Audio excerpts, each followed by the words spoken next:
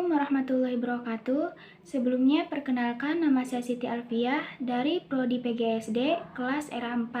Di sini saya akan menyampaikan materi tentang pengelolaan peserta didik.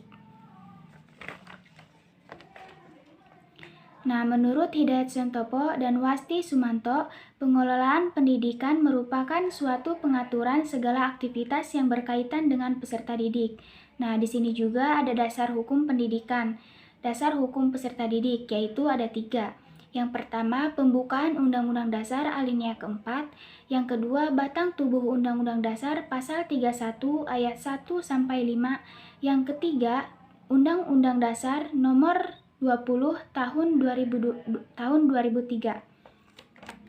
Nah, tujuan pengelolaan peserta didik itu adalah mengatur kegiatan peserta didik agar dapat mendukung proses pembelajaran pada lembaga pendidikan. Selanjutnya, fungsi pengelolaan peserta didik, yaitu sebagai wadah bagi peserta didik untuk mengembangkan diri dari segala potensi yang mereka miliki. Nah, di sini juga ada tahap dalam pengelolaan peserta didik. Yang pertama, analisis kebutuhan peserta didik, yaitu merencanakan jumlah peserta didik dengan daya tampung kelas yang tersedia. Selanjutnya, membuat kebijakan untuk satu kelas yang berisi berapa peserta didik tersebut. Yang selanjutnya, menyusun program kegiatan untuk peserta didik, berapa visi misi sekolah yang ingin dicapai, juga minat dan bakat peserta didik, sarana dan prasarana juga anggaran yang tersedia. Selanjutnya nomor 2, penerimaan peserta didik, yaitu langkah pada tahap ini adalah membentuk kepanitiaan untuk penerimaan peserta didik baru yang dilakukan secara terbuka.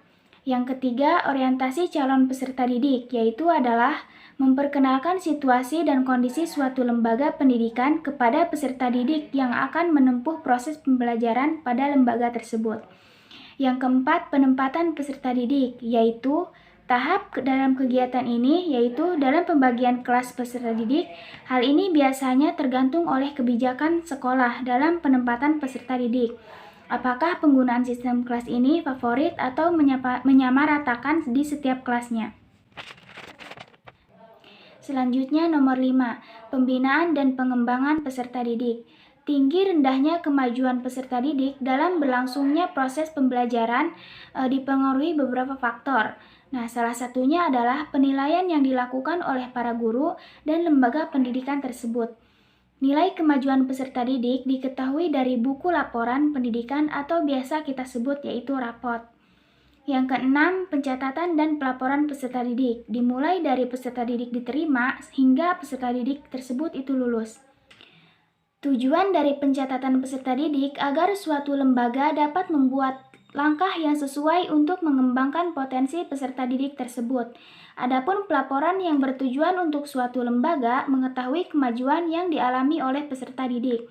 Selanjutnya, ada peranan guru dalam pengelolaan peserta didik. Dalam Undang-Undang Nomor 14 Tahun 2005 Pasal 1 dijabarkan peran guru yang berbunyi, guru dan dosen adalah pendidikan yang profesional dengan tugas utama yaitu mendidik, mengajar, mengembangkan, mengarahkan, melatih, menilai, dan mengevaluasi peserta didik pada pendidikan anak usia dini. Jalur pendidikan formal, pendidikan dasar, dan pendidikan menengah. Ada juga beberapa hal yang perlu diperhatikan dalam pengelolaan peserta didik, yaitu yang pertama, kehadiran peserta didik dan masalah-masalahnya. Yang kedua, penerimaan, orientasi, klasifikasi, dan petunjuk bagi peserta didik baru tentang kelas dan program studi. Yang ketiga, evaluasi dan pelaporan kemajuan peserta didik. Yang keempat, program peserta didik yang mempunyai kelainan seperti pengajaran perbaikan dan pengajaran yang luar biasa. Yang kelima, pengendalian disiplin peserta didik. Yang keenam, program bimbingan dan konseling. Yang ketujuh, program kesehatan dan petunjuk bagi peserta didik baru tentang kelas dan program studi. Yang ketiga, evaluasi dan pelaporan kemajuan peserta didik. Yang keempat, program peserta didik yang mempunyai kelainan seperti pengajaran perbaikan dan pengajaran yang luar biasa. Yang kelima, pengendalian disiplin peserta didik. Yang keenam, program bimbingan dan konseling. Yang ketujuh, program kesehatan dan pengamanan peserta didik. Yang kedelapan, penyelesaian pribadi sosial dan emosional peserta didik. Nah, pengelolaan peserta didik diperlukan penanganan yang serius karena peserta didik merupakan output memperlihatkan keberhasilan suatu sekolah jika menghasilkan output yang sangat baik. Namun, kebanyakan masalah yang dihadapi sekolah adalah kemampuan peserta didik yang terkadang tidak sesuai dengan program sekolah. Sekian dari saya. Wassalamualaikum warahmatullahi wabarakatuh.